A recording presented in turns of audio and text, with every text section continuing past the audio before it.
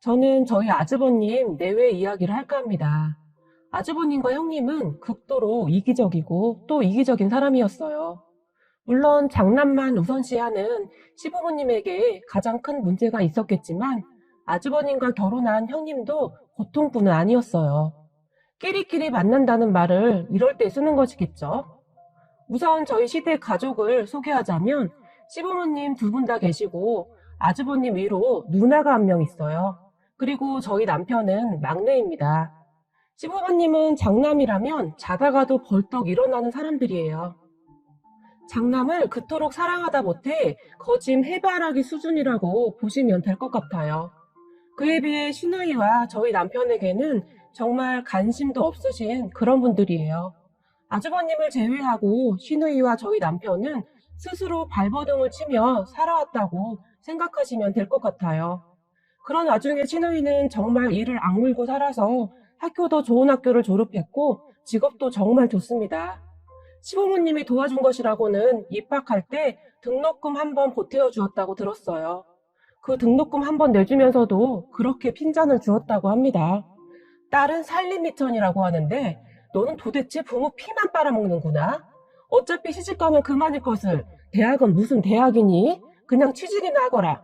라고 말을 했다고 해요. 그리고 아주버님은 누나 그냥 취직이나 해. 요즘 대학 나와도 취직하기 힘들다는데 돈 낭비야 돈 낭비.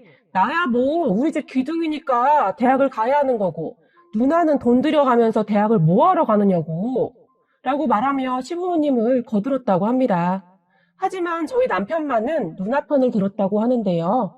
무슨 말이야. 누나 지금 전교 3등안에 들어가는 성적인데 누나가 아니면 누가 대학을 가? 말도 안 되는 소리를 하고 있어. 나는 어차피 공부도 못하고 대학 가지도 못할 거니까 누나나 대학 보내세요. 요즘 세상에 딸이라고 대학을 가지 말라는 말이 어디 있어? 라고 말을 했다고 합니다. 저희 남편이 워낙 소심하고 말이 많지 않은 사람이에요. 그래서 시부모님께 말대꾸를 하거나 그런 사람은 아닌데 그날은 그렇게 처음으로 목소리를 높여서 말을 했다고 합니다. 그런 남편에게 아주버님은 어쭈? 멍청한 게 뭘 한다고 끼어들어? 너는 그냥 지금까지 살아왔던 대로 입 닥치고 조용히 살아. 조그만 게 뭘 한다고 어른들 말하는데 끼어들어?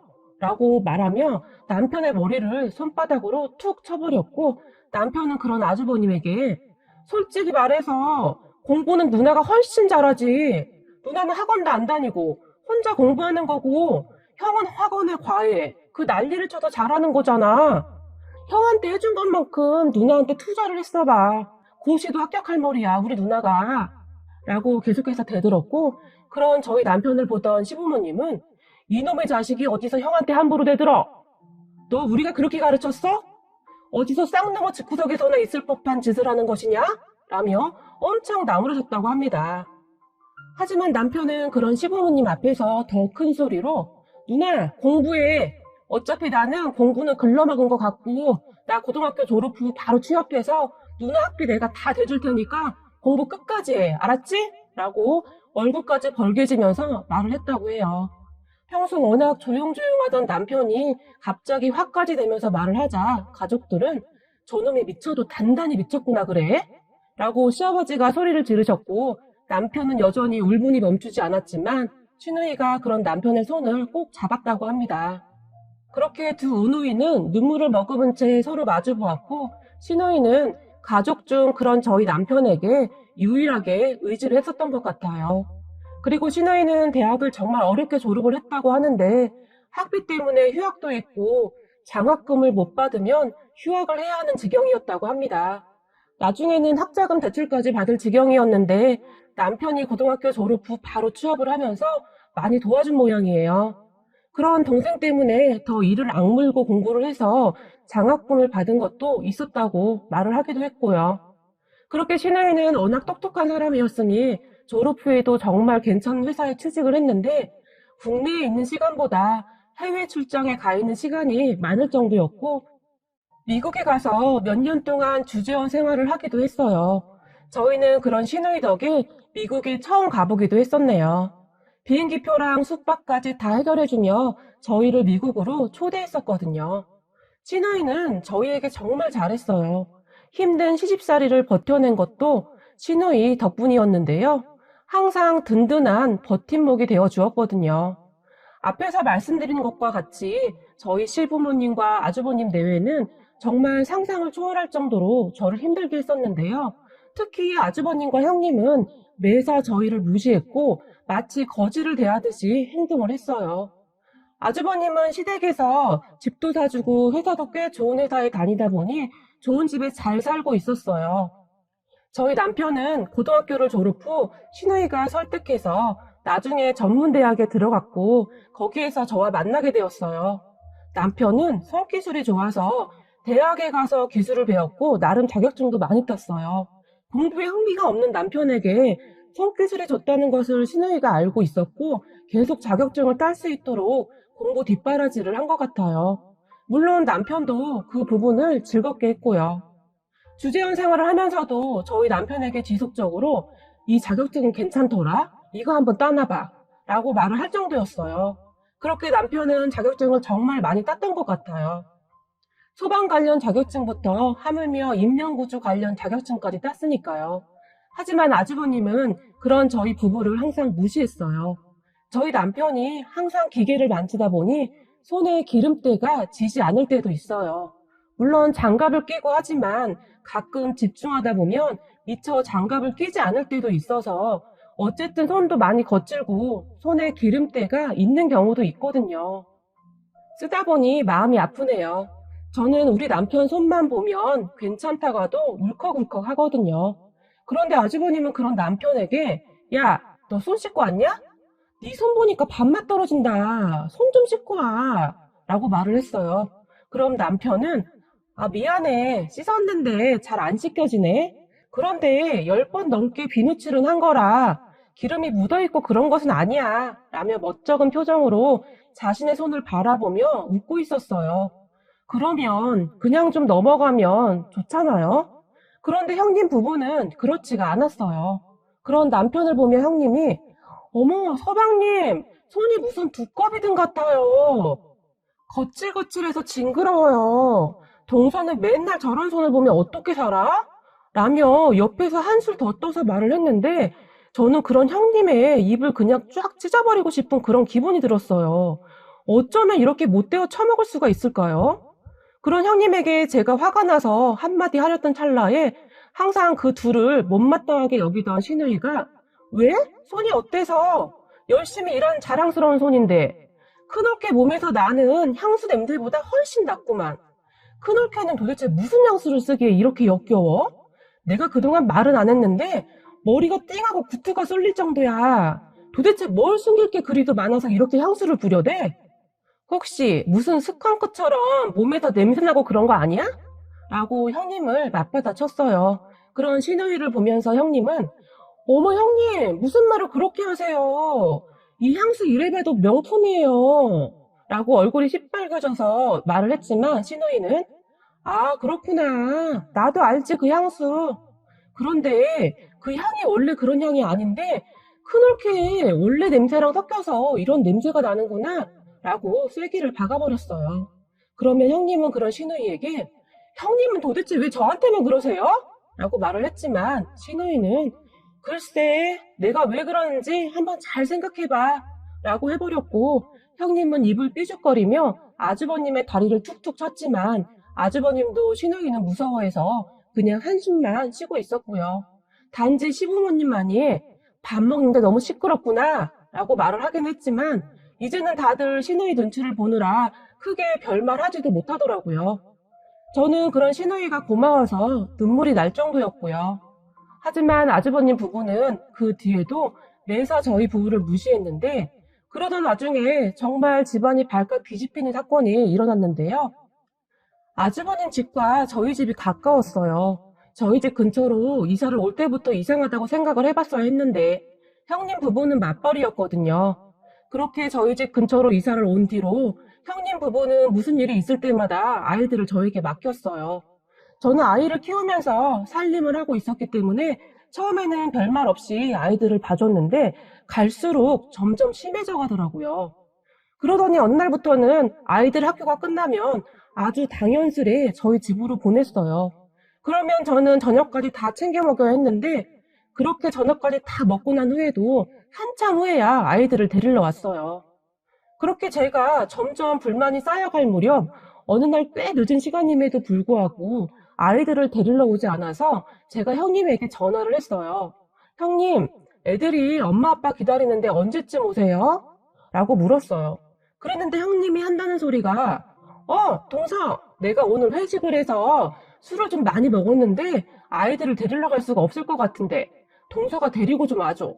라고 말을 했어요. 부탁이 아니라 명령조로 말입니다.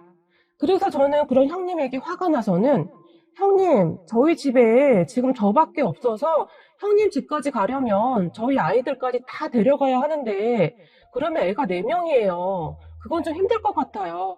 아주버님한테 오라고 해주시겠어요? 라고 말을 했어요.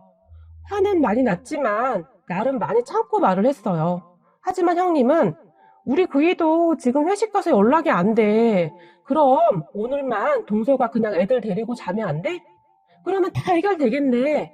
라고 말을 하는데 저는 그때쯤 상당히 기분이 나빴어요. 제가 무슨 베이비시터도 아니고 허구한 날 애들을 저한테 맡겨놓고 미안한 기색도 하나도 없는 그런 형님한테 상당히 기분이 나쁠 수밖에 없었어요. 그래서 제가 그런 형님에게 형님, 제가 그동안은 참았는데 이건 정말 아니지 않나요? 제가 무슨 베이비시터도 아니고 애들 저한테 다 맡기고 너무하시는 것 같아요. 라고 불만스레 말을 했어요. 하지만 형님은 정말이지 미안해하는 기색 하나 없이 아니 동서, 그게 뭐가 그렇게 불만이야. 어차피 동서 애들 보면서 보는 거고 우리 애들 학교 끝나고 잠깐 간식 챙겨주는 건데 그게 뭐가 그렇게 힘들다고 이러는 거야? 그래도 가족인데 너무하는 거 아니야? 라고 오히려 저에게 역성을 냈어요.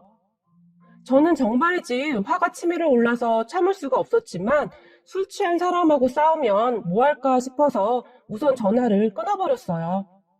그리고 그 뒤로도 형님은 정말 아무렇지도 않게 저희 집에 아이들을 맡겼었는데요. 형님의 도를 넘는 행동들이 끝도 없었어요.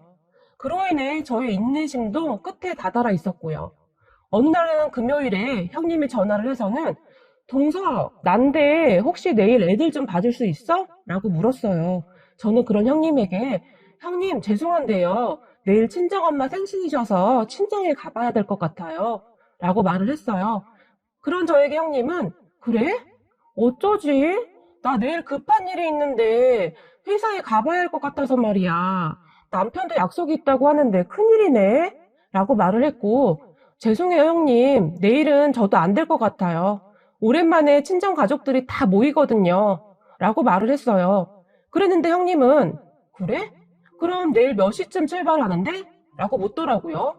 그래서 저는 아무 생각 없이 아침밥 먹고 집에서 한 10시쯤 출발할까 해요. 라고 말을 했어요.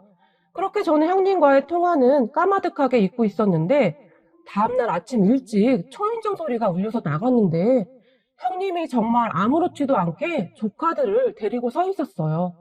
그런 형님과 조카들을 놀라서 바라보며 서 있었는데 형님은 저에게 동서, 내가 진짜 급한 일이 있는데 아무리 생각해봐도 동서밖에 맡길 사람이 없어.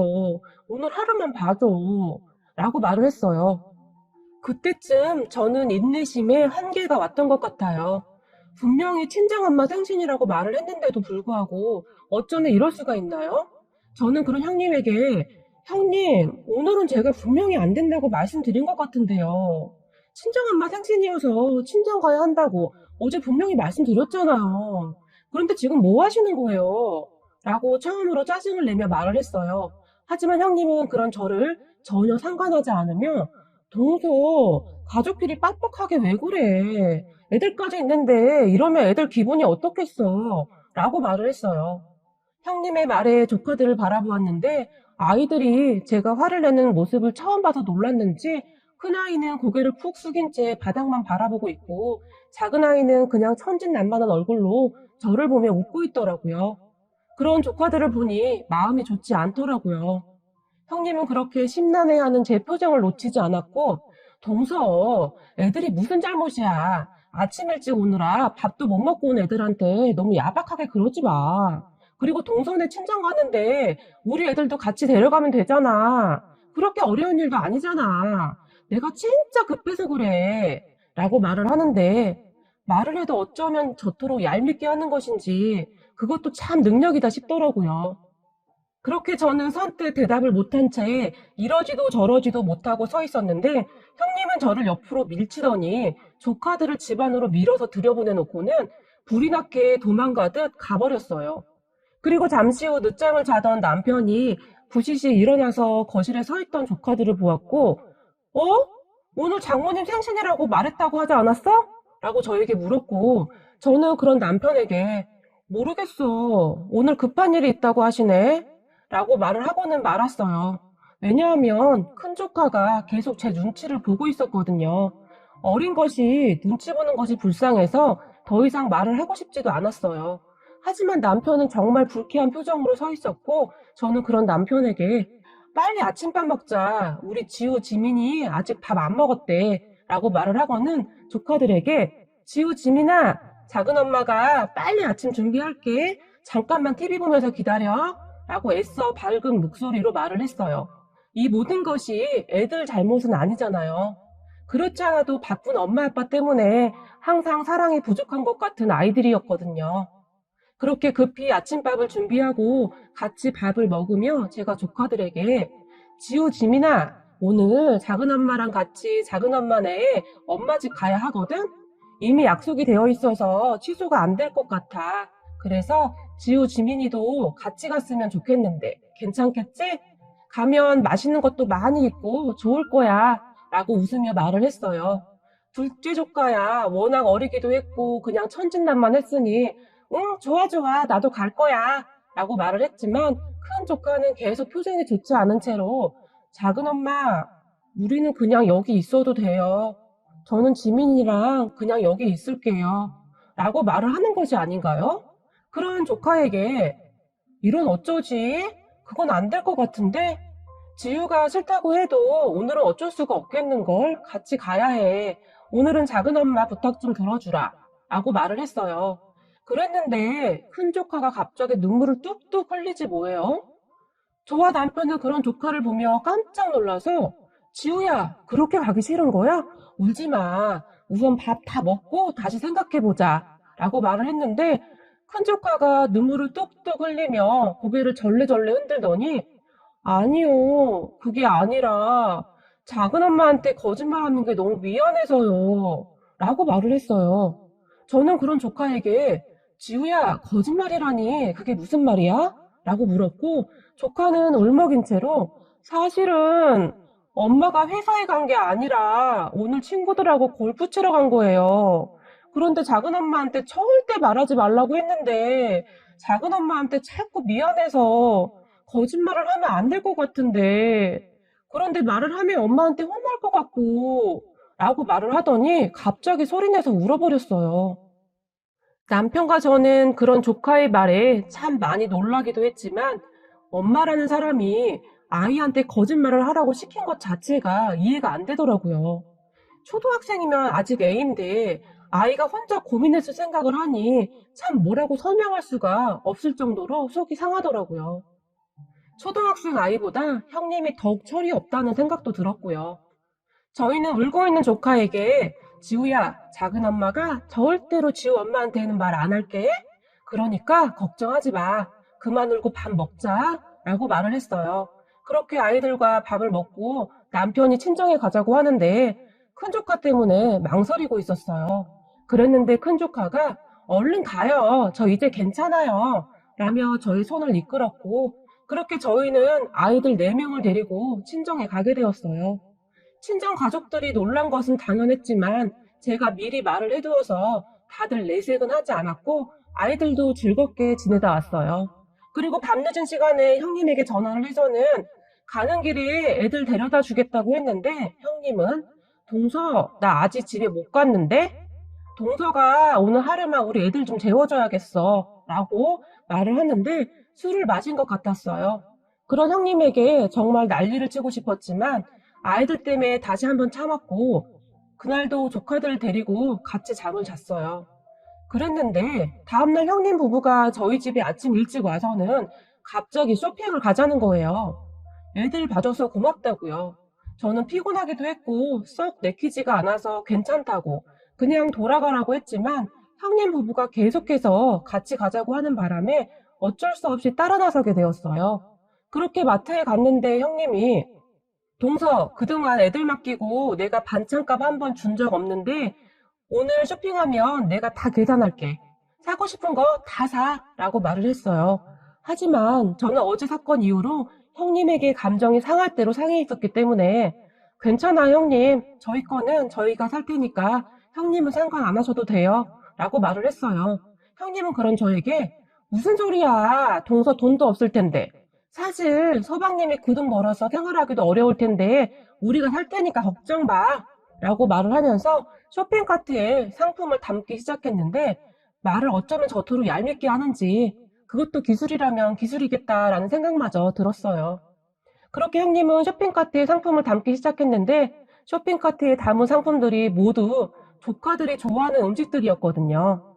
동서, 우리 애들은 한우 아니면 잘 못 먹어. 그러니까 되도록이면 한우 먹여야 해. 그리고 인스턴트는 몸에 안 좋으니까 되도록이면 먹이지 않았으면 좋겠어. 형님이 이렇게 말을 했어요. 그 순간 저는 감정을 주체할 수가 없었어요. 조카들 때문에 참으려고 했는데 참을 수가 없었어요. 그렇게 저는 형님에게 형님 아이들 먹일 음식은 형님이 직접 담으세요. 저는 저희 집 애들 먹일 거 살게요. 라고 말을 하며 쌩하고 지나와 버렸는데 형님이 그런 제 팔을 붙들고는 동서, 왜 그래 갑자기?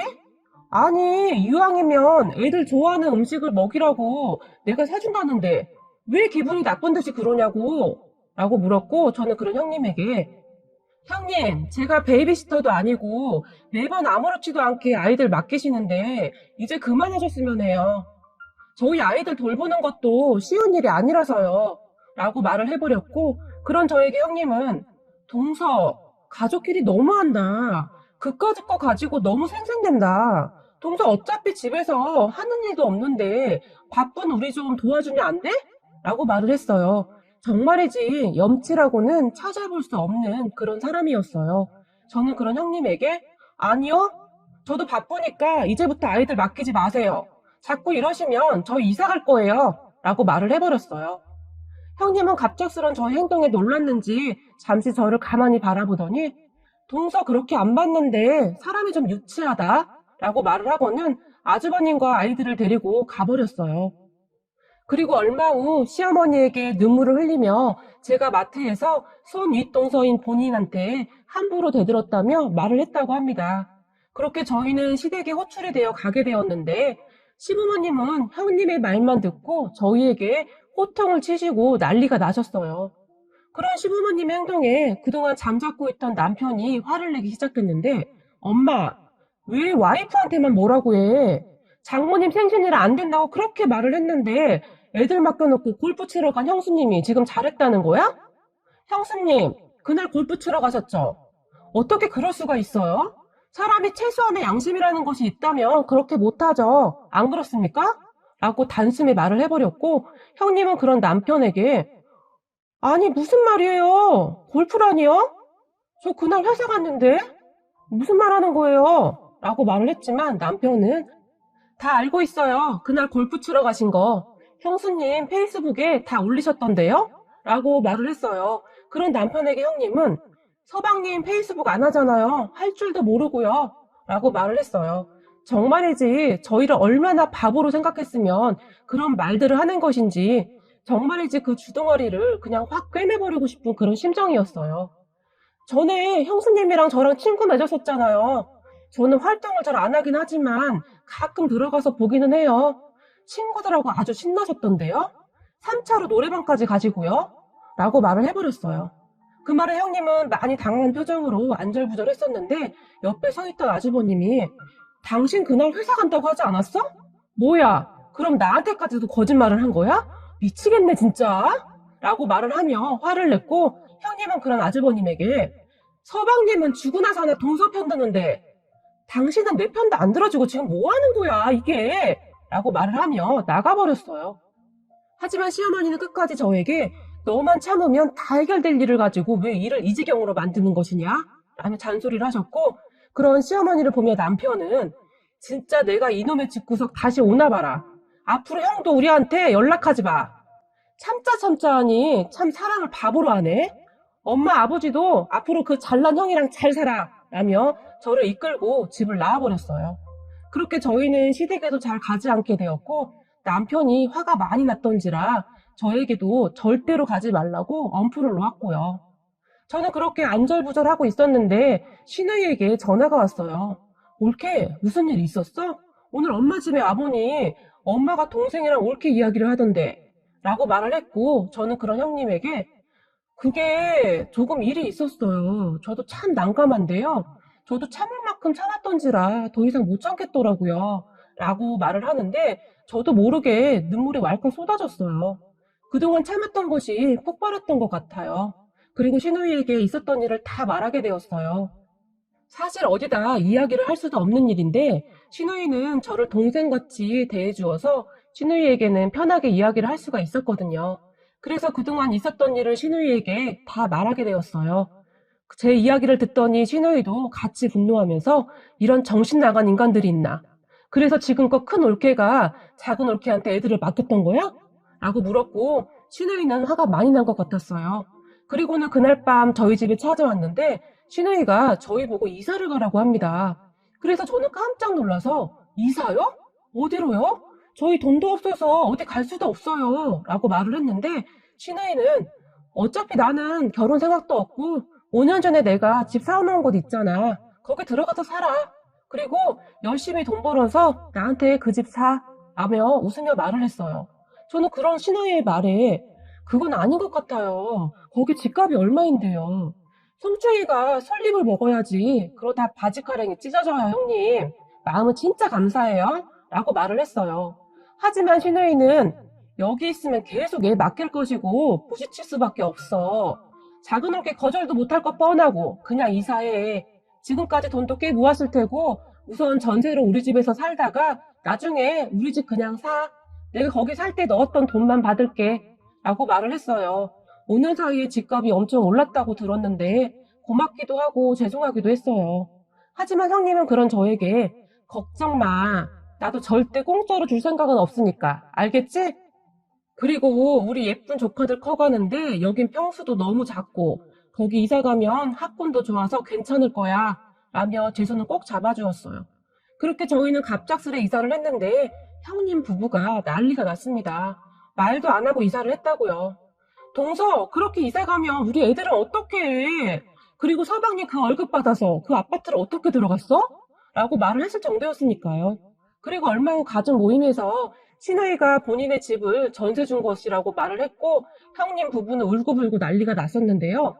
아니, 우리가 장남인데 이렇게 개무시하고 정말 너무하시네요. 라고 형님이 울면서 시누이에게 따졌고 시누이는 그러니까 장남은 부모님한테 많이 받았잖아? 그리고 큰 올케네는 돈도 많이 번다면서 작은 올케네 돈 없다고 맨날 무시했잖아? 큰 올케가 라고 말을 했고 형님은 그런 시누이의 말에 씩씩거리면서 나가버렸어요. 그리고 저희가 이사를 간 후 육아 때문에 난리가 난 형님 부부는 허구한 날 싸우고 난리도 아니었어요. 베이비시터를 구하기도 힘들었다고 합니다. 아이들 학교 다녀온 후 돌봐줄 사람을 찾기가 힘들었던 것 같아요. 그리고 어렵게 구해도 얼마 가지도 않고 그만두었고요. 형님의 행동과 말에 누가 버틸 수 있겠어요. 그렇게 시어머니가 와서 봐주다가 형님과 다툼이 일어나고 아주 난리도 그런 난리가 없었나 봅니다. 맨날 형님 편만 들던 시어머니는 시누이에게 아주 악에 박쳐서는 이런 싹퉁머리는 내가 처음이다 라고 형님의 욕을 마구마구 했다고 했어요. 그리고 얼마 후 형님은 회사를 그만둘 수밖에 없었는데요. 큰 조카에게 정서불안 같은 증상이 나타나서 문제가 된 것 같아요. 저도 그 부분이 항상 걱정이었었는데 터질 것이 터진 것이죠. 저는 조카들하고는 잘 지내서 정말 마음이 아프더라고요. 약간의 죄책감 그런 것이 들었거든요. 조카들은 정말 엄마 안 닮아서 속도 깊고 착했는데 말이죠. 그렇게 형님은 회사를 그만두었고 한동안 저를 많이 원망했어요. 모든 것이 저 때문이라고요. 그런데 얼마 후 아주버님이 승진해서 또 떨어졌다는 소식이 들려왔고 승승장구하던 형님네가 점점 힘들어지는 것 같더라고요.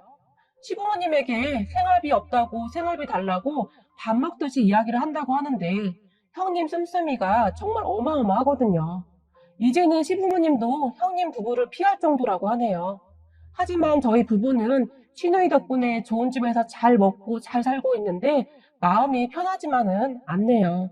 남편이 워낙 성실한 사람이어서 회사에서 인정도 받고 있고 월급도 꽤 많이 받고 있어요.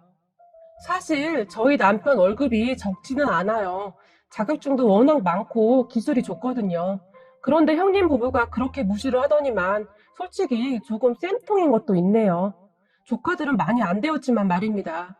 참 그리고 형님 부부가 시누이에게 전화를 해서 사람 차별한다고 난리를 친 모양인데 시누이가 그런 형님 부부에게 사람은 은혜를 갚아야 하는 것이야. 그게 사람의 도리야. 내가 너에게 은혜를 갚을 일이 없는 것 같은데? 내가 너한테 악한 마음 먹지 않은 것을 다행으로 생각해라. 너 삐리삐리 놀면서 대학 다닐 때 나는 커피 쏟으며 과외를 몇 개씩 하면서 대학 다닌 줄 아니? 그리고 기훈이가 네 학비 되느라고 그 추운데 기계 만지면서 얼마나 고생한 줄 네가 알기나 해? 고등학교 막 졸업한 애가 활짝 웃으며 돈을 내미는데 그 손이 다 트고 퉁퉁 부은 채로 나를 보며 좋아서 웃더라. 나는 평생을 못 잊어. 그런 기훈이 얼굴을 보며 집에 돌아가서는 입을 뒤집어 쓰고 얼마나 울었는지 알기나 해? 내가 더 이를 악물고 공부한 이유가 그거야. 그런데 그런 기훈이 손이 더럽다고 말하는 너랑은 더 이상 말을 하고 싶지도 않다. 라며 전화를 끊어버렸다고 합니다. 나중에 아주버님이 남편에게 소주 한잔 하자고 하면서 시누이의 이야기를 해주었다고 남편이 말을 해서 알았습니다. 착한 남편 덕분에 저도 복을 받는 것 같네요. 그리고 마지막으로 언니, 여동생이 없다면 언니라고 부르라는 언니에게 저는 항상 감사한 마음뿐입니다. 부족한 저를 예쁘게 봐주셔서 감사합니다. 저희가 평생 언니 옆에서 든든하게 지켜드릴게요. 정말 너무너무 감사해요.